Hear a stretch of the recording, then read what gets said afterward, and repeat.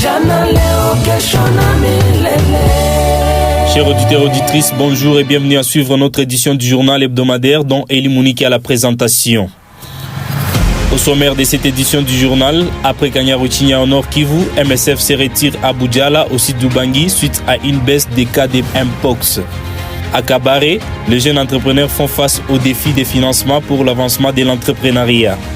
Le CICR assiste 5880 ménages de déplacés dans les territoires de Kalehi.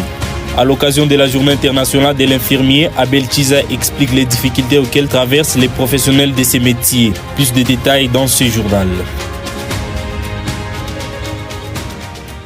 Comme signalé dans les sommaires, MSF se retire à Boudjala, aussi d'Ubangi, suite à une baisse des cas de Mpox. Marie-Thérèse Riziki. Dans un communiqué rendu public ce mardi 13 avril 2025, les équipes d'urgence des Médecins sans frontières signalent une tendance à la baisse des cas de Mpox observés depuis le début de l'année dans la province du sud d'Ubangi. C'est le cas dans ces contextes que ces équipes d'urgence ont décidé de mettre fin à leur intervention dans la zone de santé à Boudjala fin avril 2025. Dr Koulibaly Ouona, coordinateur d'urgence des MSF à Boudjala, explique.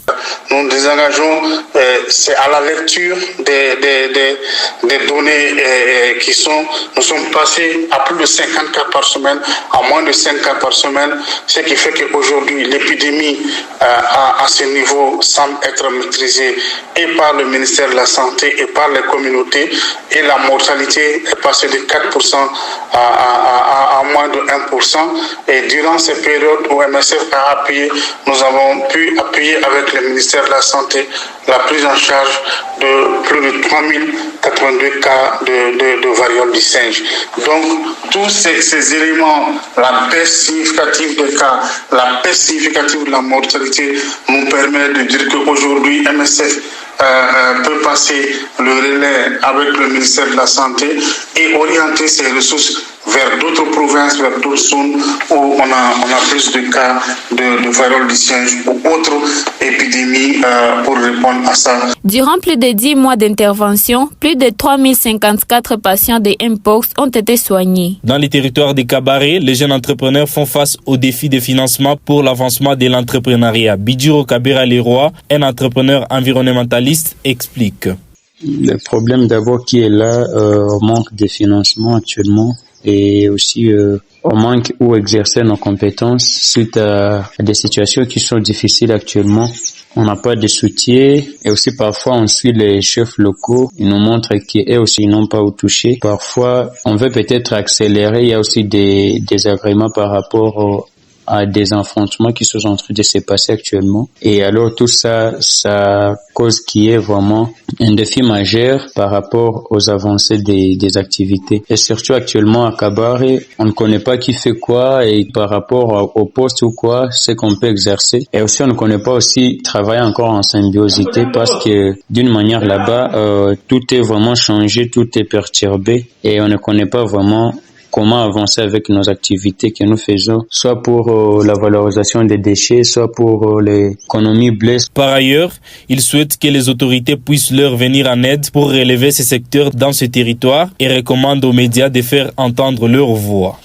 Suite à la détérioration de la situation humanitaire dans différentes contrées de la province du Sud Kivu, le comité international de la Croix-Rouge CICR a procédé au lancement d'une opération d'assistance en faveur des familles de déplacés dans les localités de Loako, Nyabibwe et Muhongoza à Kalehi. Cette assistance intervient dans les soucis d'améliorer les conditions de vie de ces bénéficiaires qui sont dans une situation raffinée. Emmanuel Chaloukoma. Chaque ménage a reçu un kit composé de 25 kg de farine de maïs, 12,5 kg de haricots, 5 litres d'huile et 1,5 kg de sel de la part du Comité international de la Croix-Rouge CICR. Hormis les vivres, chaque famille a reçu plusieurs non-vivres comme 3 couvertures et 3 nattes, un pagne, un set de sous-vêtements, 3 tiges de savon, un seau plastique, 2 casseroles, 2 assiettes, gobelets, cuillères, fourchettes, couteaux, louches et une bâche.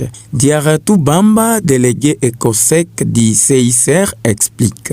Le territoire de Calais particulièrement a été touché par cette même situation depuis le début de l'année, avec l'avancée du front FARDC M25. Donc, ce qui a provoqué le déplacement de plusieurs milliers de ménages de leur localité d'origine vers d'autres localités du territoire.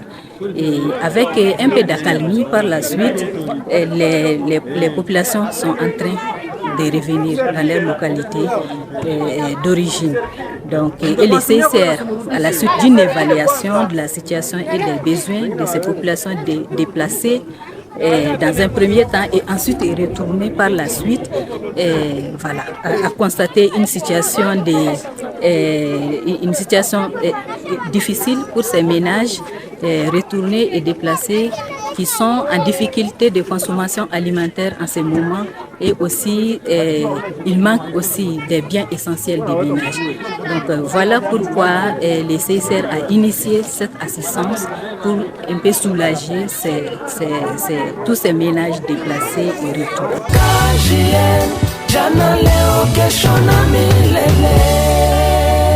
Enfin, comme signalé dans les titres, à l'occasion de la Journée internationale de l'infirmier, Abel Chiza explique les difficultés auxquelles traversent les professionnels de ces métiers, n'est-ce pas Paxianois? Lors de l'interview avec la web radio KJN ce jeudi 15 mai 2025, Abel Chiza, infirmier prestataire des soins au centre de santé Bédom à la Botte et chargé de suivi de diabète au Sud Kivu, enrichit l'idée qu'étant un ancien métier, les infirmiers sont confrontés à plusieurs défis. Nous connaissons déjà un problème qui est lié à l'augmentation des personnes qui vieillissent.